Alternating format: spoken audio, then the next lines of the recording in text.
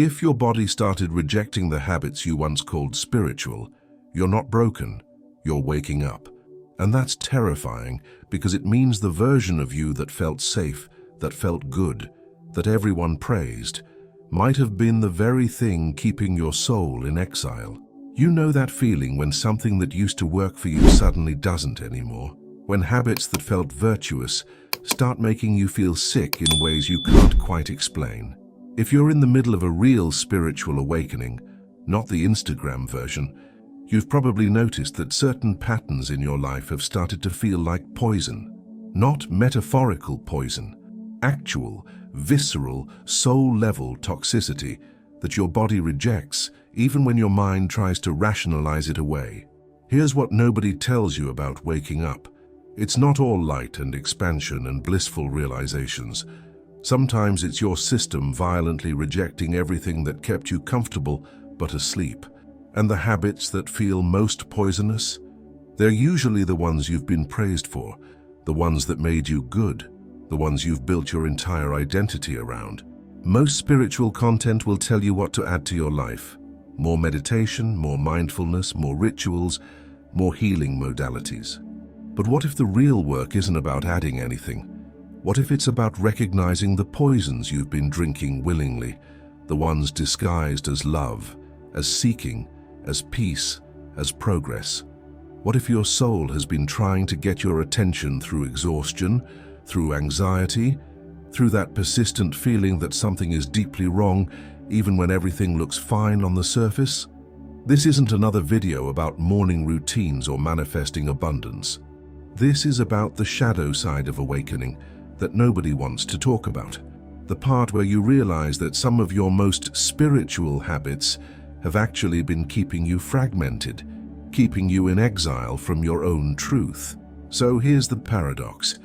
The very things you thought were helping you evolve might be the things that are poisoning your integration.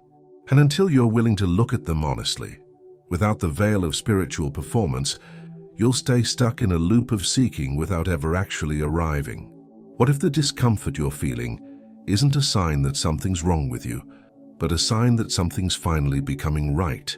What if your soul is trying to lead you out of a beautifully decorated prison, and the only way out is through the recognition of what's been keeping you captive? Let's talk about the 5 habits that feel like poison when you're spiritually waking up. Not because they're evil, but because they're incompatible with the person you're becoming. And fair warning, this might sting a little, the truth usually does. There's a peculiar kind of exhaustion that settles into the bones of those who've spent years saying yes when their soul was screaming no. It's not the tiredness that comes from honest labor or even from grief. It's the bone-deep weariness of betrayal, self-inflicted and repeated. When someone lives as a spiritual martyr, carrying other people's needs like sacred offerings, while their own inner house crumbles into ruin, something fundamental breaks.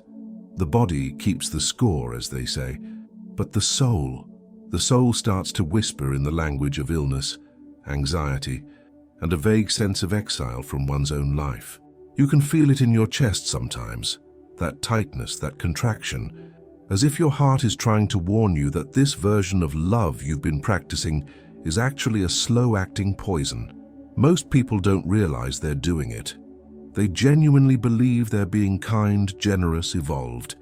I'm just a loving person, they tell themselves, while inside their authentic self is locked in a basement, pounding on the walls. This isn't love. It's a survival mechanism dressed in spiritual clothing. It's the frightened child who learned early that their worth depended on how useful, how pleasant, how undemanding they could be. Jung called this the shadow's favorite hiding place, behind virtue. When you're too nice, you get to avoid the mirror that shows you your own rage, your own boundaries, your own sharp edges. You get to maintain the illusion of being good, while your true self withers in silence. The ancestral wound here runs deep, often inherited from lineages where speaking up meant danger, where authenticity was punished, where the veil of compliance was the only protection. But here's what they don't tell you in those surface-level personal development courses. Every time you betray yourself to keep the peace, You're drinking poison and calling it medicine. Your nervous system knows. Your intuition knows. That's why you feel so drained after certain interactions, even positive ones. That's why you lie awake at night with a nameless anxiety, replaying conversations, wondering why you didn't say what you really meant. The soul doesn't understand diplomacy when it comes at the cost of truth. It only understands presence or absence, authenticity or exile. And when you continuously choose the comfort of others over your own inner pulse, you're essentially telling your soul it doesn't matter. You're teaching it to stay hidden, and eventually it stops trying to reach you at all. And that's when the real silence begins, the kind that feels like living in a house where all the lights have gone out. There's a modern addiction nobody talks about at spiritual retreats or in meditation circles. It's the endless consumption of awakening content while your actual life remains untouched, unexamined, unchanged. You know the pattern. Another podcast about shadow work while you're avoiding a difficult conversation with your partner. Another video about ancestral healing while the wound from last Tuesday sits unprocessed in your chest. Another book about presence while you're scrolling through your phone at 2 a.m., numbing yourself with sacred language that somehow never quite reaches the places that actually hurt. It's spirituality as entertainment, a dopamine hit dressed in incense and soft lighting. The algorithm has figured out that you're seeking something, and it keeps feeding you more and more content, but seeking itself has become the destination. You're not actually going anywhere. You're just collecting maps of territories you'll never visit. Here's the uncomfortable truth that most spiritual teachers won't tell you because it doesn't sell well. Not every awakening is transformation. Sometimes it's just sophisticated avoidance. Sometimes binge-watching videos about Kundalini energy is just another way to dissociate from the fact that you're lonely, or angry, or grieving something you can't even name. The psyche is brilliant at this kind of substitution. It knows you're hungry for meaning, so it offers you the ritual of consumption instead of the actual labor of integration. You can spend years learning about the hero's journey without ever leaving your comfortable exile. You can memorize every archetype, every chakra, every moon phase, and still be completely disconnected from your own inner forest. Knowledge becomes a veil, not a mirror. And the more you accumulate, the more you can convince yourself you're evolving when really, you're just rearranging furniture in a house you're too afraid to actually live in. The real work, the kind that actually changes you, doesn't happen in your earbuds or on your screen. It happens in the abyss moments, when you turn off all the voices and sit with your own silence. It happens when you stop researching trauma responses and actually feel the trembling in your hands. It happens when you close the book about self-compassion and practice it in the moment you notice you're being cruel to yourself. This isn't to say that spiritual content has no value. It does, profoundly so, but only when it's medicine, not addiction. Only when it's a lantern for your own descent, not a replacement for the descent itself. Because here's what nobody wants to hear. You can have an encyclopedia's worth of spiritual wisdom in your head and still be completely estranged from your soul. And that estrangement? That's the real poison. The illusion of progress that keeps you from actually doing the sacred, messy, uncomfortable work of return. There's a certain kind of person who prides themselves on being peaceful, who wears their conflict avoidance like a badge of spiritual achievement.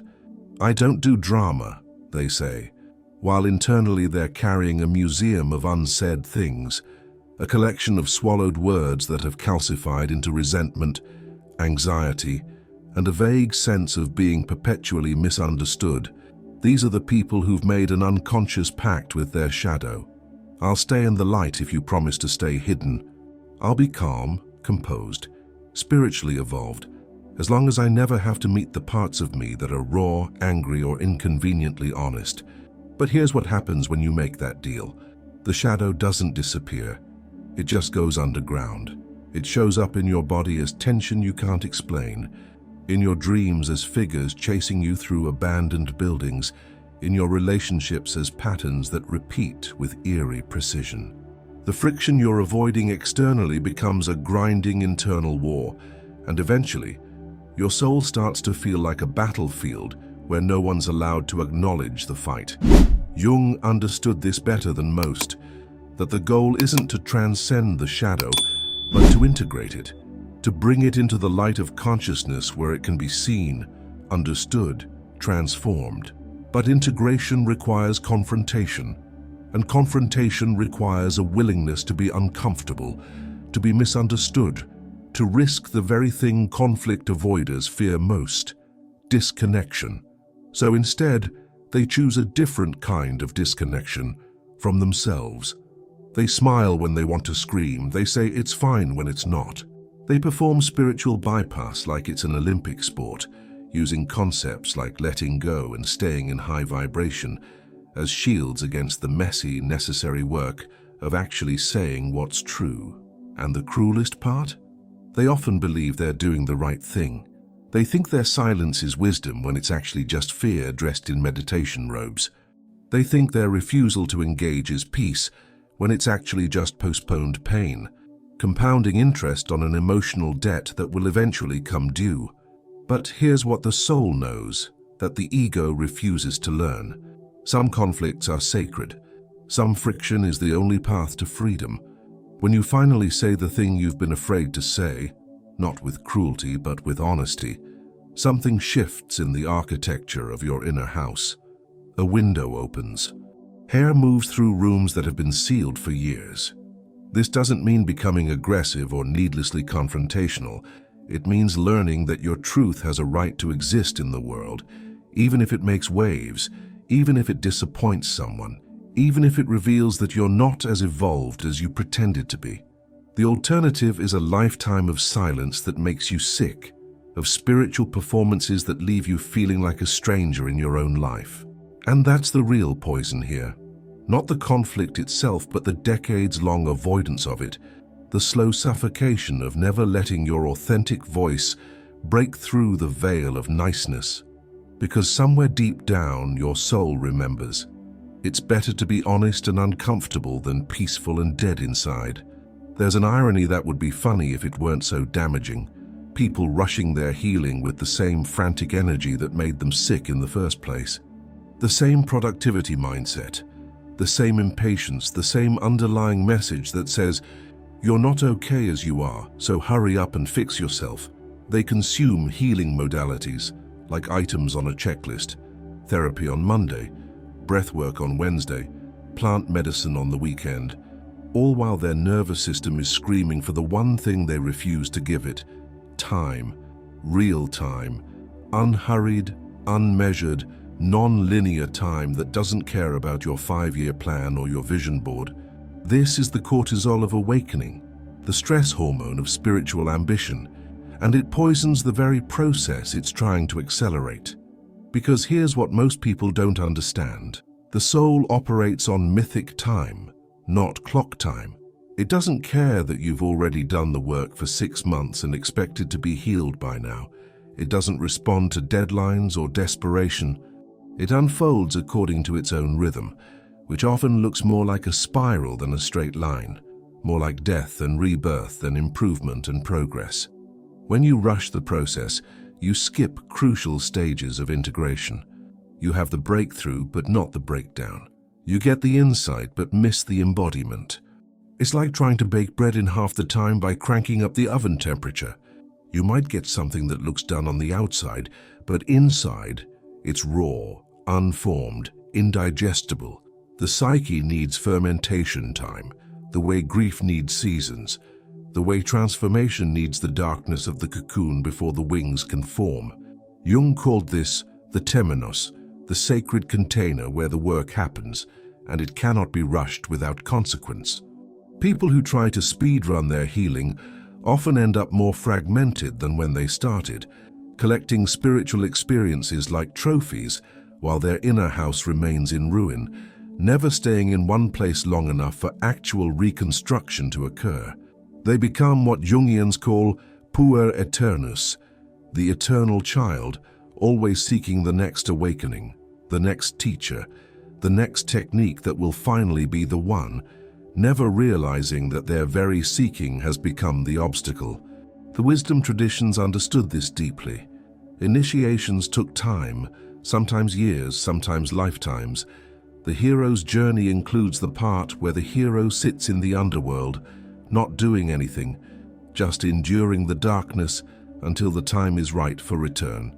But modern spirituality has been infected by late-stage capitalism, where even your trauma needs to be processed efficiently, where even your shadow work needs to show quarterly results. This is poison dressed as empowerment. This is the ego wearing the mask of the soul, trying to control a process that requires surrender. And the body knows. That's why people who rush their healing often experience physical symptoms, emotional regression, spiritual crisis. Their system is trying to slow them down, to say, "You're not ready yet, stay here a little longer. Let this layer fully dissolve before you move to the next one." But the mind is loud and the soul is quiet, and in a culture that worships speed, most people trust the wrong voice. They intoxicate their own integration with impatience, never learning that all deep healing honors the rhythm of collapse, of rest, of letting things fall apart completely before trying to put them back together in a new configuration. There's a particular kind of dying that happens while you're still breathing. It's the slow fade that occurs when your daily routine becomes a prison you no longer notice. When you're going through the motions with such mechanical precision that you've forgotten there's supposed to be a person inside the performance. You wake up, you produce, you perform, you optimize, you collapse into bed, and somewhere in that cycle, the question stops coming. Am I actually present in my own life, or am I just haunting it? This is the soulless routine, and it's one of the most insidious poisons of modern existence because it doesn't announce itself with drama. There's no crisis, no breakdown, no obvious symptom, just a gradual numbness, a progressive disconnection, a slow erasure of whatever spark made you feel like you were actually alive and not just efficiently operational. Your body shows up to all your obligations, but your soul checked out months ago, maybe years, and you've been running on autopilot ever since, mistaking busyness for purpose and exhaustion for achievement. The ancestral wound here is profound. We've inherited a paradigm that treats human beings like machines: input, output, productivity, performance. There's no space in the calendar for ritual, for silence, for the kind of presence that doesn't produce anything measurable but feeds something essential. You're not supposed to just sit with your coffee in the morning and feel the warmth of the cup in your hands, noticing the way light moves across the wall, listening to the pulse of your own aliveness. That's wasted time. You're supposed to be checking emails, planning your day, consuming content that will make you more informed, more optimized, more marketable. And so the routine becomes a treadmill, and the treadmill becomes your identity, and pretty soon you can't remember what it feels like to do something, for no reason other than it makes your soul feel like it's actually inhabiting your body. The inner house empties out room by room until you're living in a structure that looks fine from the outside but feels hollow, abandoned, like those dreams where you're walking through a familiar place that's somehow become foreign and cold. What makes this particularly poisonous is how normalized it is, how everyone around you is doing the same thing, how the entire culture is structured to keep you in this trance. You can spend decades in this state and never be diagnosed, never be called out, never even fully realize what's happened until something breaks. A health crisis, a relationship ending, a moment of such profound emptiness that you can't ignore it anymore. And that's when the real question surfaces. Have I been living my life, or has my life been living me? Because there's a difference, a massive soul-level difference between presence and performance, between showing up and going through the motions, between a routine that's grounded in your truth and one that's just keeping you busy enough to avoid facing how estranged you've become from yourself. The oracle inside you has been trying to get your attention, sending signals through your body, your dreams, your inexplicable moments of sadness or rage or longing. But the routine is too loud, too demanding, too structured to allow space for that kind of listening. And so the poison accumulates one soulless day at a time until you're living a life that looks successful but feels like exile from everything that actually matters. So here's the question that really matters. Now that you've seen these poisons for what they are, what are you actually going to do about it? Because awareness without action is just another form of spiritual entertainment, another way to feel like you're evolving while your life stays exactly the same. You can watch 100 videos about shadow work, read every book on awakening, memorize all the right language, but if you walk away from this and go right back to people-pleasing, to spiritual content binging, to avoiding the conflicts that would set you free, to rushing your healing, to living in a soulless routine, then nothing changes. The poison keeps flowing. The exile continues. And your soul keeps whispering quieter and quieter, until one day it stops trying to reach you altogether. What if today is the day you start listening? Not tomorrow, not when you feel ready, not when conditions are perfect. Today. What if you picked just one of these habits and made a commitment to meet it honestly, without the veil of spiritual performance, without the story that you're too evolved to still be struggling with this? What if you said the thing you've been afraid to say, or stopped saying yes when you mean no, or turned off the podcast and actually sat with your own silence for once? What if you let yourself heal at the pace your soul needs, not the pace your ego demands?